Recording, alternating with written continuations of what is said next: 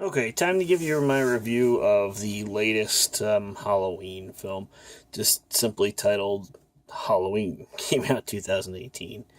Um, I'm going to start off by saying I think everybody knows I'm a big fan of the Halloween movies. I've enjoyed um, pretty much all of them, and I can pretty much watch all of them and not really flinch in terms of looking at it and saying, "Oh my god, that was a terrible movie."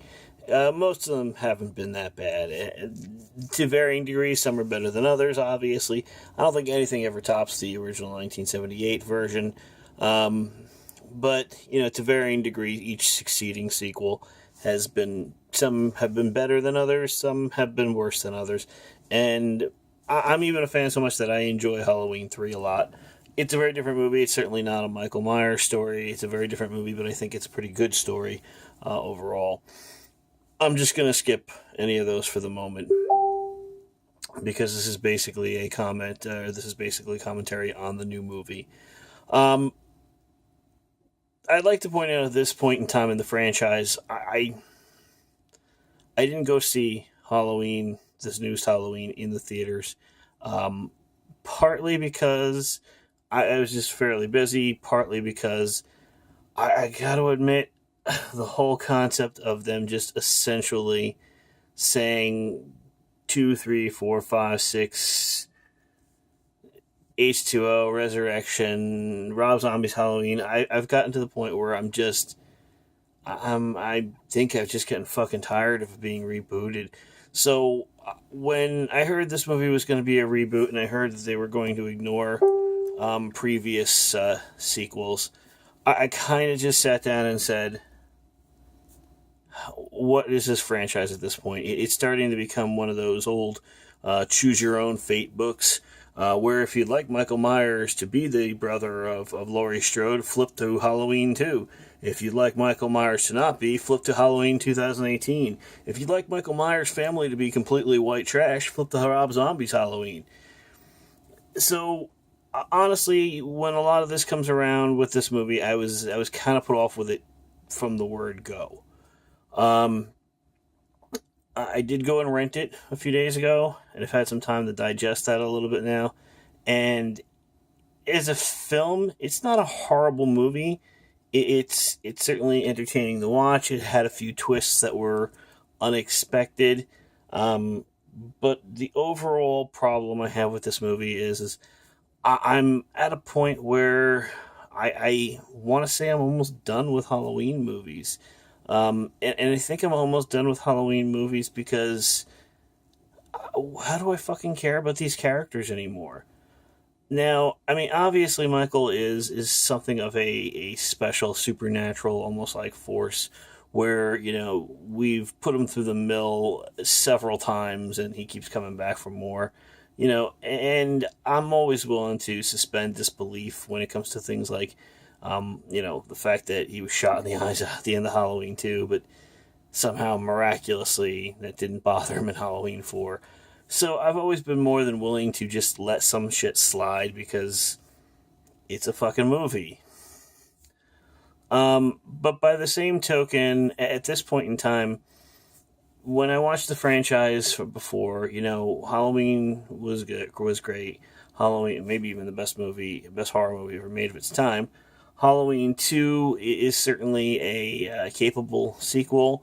Halloween 3 may be a completely different film, but it's not a horrible film. I get why people don't enjoy it as much as some of the other films are. Um, but, I do enjoy it. Halloween 4 was an amazing sequel, and as best of a sequel you could get without bringing Jamie Lee Curtis back. Halloween 5 kind of tanked, but certainly a fair sequel. It certainly had its points where some of it was kind of fun and interesting and exciting and left us guessing. Halloween 6 kind of wrapped up some story from the last two films, but overall just falls in the shitter whether you're watching the producer's cut or the theatrical cut. Neither is really very satisfying ending for the characters of Jamie Lloyd and that whole trilogy. Halloween H2O has at least the novelty of, even if it is erasing the last four movies, it does have the novelty of saying Jamie Lee Curtis is back, and oh my god, that's the excitement of it. We're getting one final confrontation to wrap up that storyline. It had the novelty of being done, and unfortunately, when you erase that again, now we're doing this new Halloween, which a lot of people are calling H40 because it's Halloween 40 years later. I didn't find the movie while it's a good watch, I didn't find myself really excited about it. We've done this before. We've brought Jamie Lee Curtis's character back. We've brought Laurie Strode back. Only this time, you're just giving us a completely different version of what happened. And, it feels a little like the old Marvel What If series, where what if this happened or what if that happened. And in this case, it's like what if Halloween 2 through whatever never happened. I'm not saying it's a bad movie. It's not a bad movie. It was a decent watch. I just find it hard to become emotionally invested in these characters and what they're doing and whether they'll survive or not, because who cares? At this point in time, you've gone and whitewashed and rebooted shit like 3 or 4 times already. So at this point in time, even if Jamie Lee Curtis's character survived this movie or didn't survive this movie, what's the point of it? And if you feel like moving it on to a point where that didn't happen 2 films later, that's what you're going to do. So that was my basic problem with the film to begin with, and it carried on through watching it as well. And even by the end of it, I enjoyed the film. It was a good film. I certainly will probably buy it on DVD at some point in time, or Blu-ray. But I have a hard time giving a shit about the characters in the film and what was going on and what was, because in the end of it, there's really no stakes to even be concerned about. And yes, I realize it's a film and these things happen. But by the same token, Jamie Lee Curtis is back. Laurie Strode is back. Great. How long until you guys decide again that maybe we'll just go back and maybe say Halloween and Halloween 2 are the only 2 films that really mattered, and this one doesn't matter? The same thing with the Rob Zombie franchise. I mean, don't get me wrong, I'm not pissing on the 2 Rob Zombie films. Not my favorites by any means, but hardly horrible films. I think Rob had a number of great and brilliant moments in each film. Regardless of what people say, I think they had some great and interesting moments in both versions of both films from his version. But again, how do you give a shit about it? I mean, 2 films into it, we're already done. Who cares? And with the same thing with this too is you want me to feel like that old Halloween feeling is back. I don't feel like the old Halloween feeling is back. I just feel like you're just writing any story at this point in time to just keep making money. And don't get me wrong, I got nothing wrong with you making money. I got nothing wrong with you trying to get the franchise back on track. But say this film didn't do well. I don't know if it did. I can't really give you any hard numbers on it, but let's assume it did reasonably well. What are you going to do? Are you going to continue on with this timeline and make a new film? And let's say it didn't do well. What do we do then? Are we rebooting it again? Are we starting a new timeline over again? Are we just going to ignore certain films again, or are we going to say this film actually did work or that film didn't work? Or the novelty of even having rebooted it has fucking worn off. So while I enjoyed 2018's Halloween, I also don't have that magic that I had when I watched the first film, or I watched the second film, or I watch even the 4th film or the 5th film or the 6th film. Or I just don't have that magic left anymore. And there was a slight bit of magic even with Halloween H2O and Halloween Resurrection story timeline. Because let's be completely honest here. The franchise has so many different timelines and so many different reboots and so many different ignorings of things that I come back to my original aspect of the film. This franchise feels like it has become a choose-your-own-adventure book, where instead of actually just committing yourself to whatever the answer is that you've chosen, I'm choosing to skip to page 47. You've actually gone and read every single ending of the book, or have read multiple endings of the book, so that you get whatever the ending is you feel like you want. So I didn't hate it. It's certainly not going to be one of my favorite films of the franchise, but I still feel exactly how I felt when I first saw the previews for it. That being said, there are a number of things in the film that you watch and you kind of have to just ask yourself this question of like, what the fuck? There's like a lot of what the fuck moments in this movie. Starting with the prison yard. There really is no explanation as to why Michael and a bunch of other mental patients are chained to large cinder blocks, large concrete blocks in the middle of a yard. There really isn't a yard that looks like a checkerboard, no less. There really is no explanation for this other than the fact that the director felt it was visually impressive looking, or that it would be creepy having these mental patients chained to concrete blocks in a yard. There really was no fucking reason for that at all, in any way, shape, or form. Now, that being said, it doesn't play out badly, but it was one of those things where you're like, what fucking mental facility would ever treat patients this way? I mean, they don't have chairs, they don't have like a bench to sit at or anything like that. It's just, hey, let's go chain up Charlie in the middle of a yard onto a concrete block in the sun all day long. Should be good, right? Sure. Makes perfect sense. So again, a large what the fuck moment on that. I might be making some spoilers on this here, so if you want to stop, you can stop here. But at the end of the film, we find out that Laurie, the house she lives in, instead of actually just going and continuing to live her fucking life, she has been preparing this house for eternity to trap Michael and kill him. Now, if we're going to knock off some of the more supernatural elements of Michael Myers and just say he is a man, he is killable, while he may be a little more durable, he is killable, you got to ask yourself this question: is why would Laurie Strode waste her entire fucking life building this house, this giant mousetrap for Michael Myers, on the concept that maybe one day he would escape? Not only does she waste her life, she fucks up her daughter's life, kind of fucks up her granddaughter's life.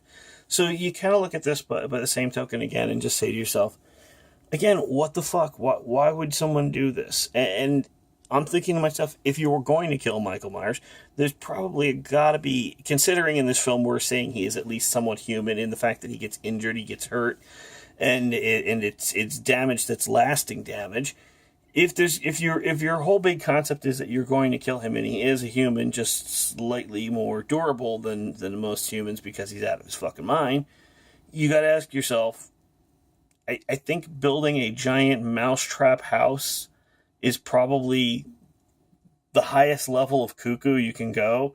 I mean, you would think if she wanted to burn him, she would just burn him. A flamethrower would probably be easier and cheaper and less traumatic for her children and grandchildren.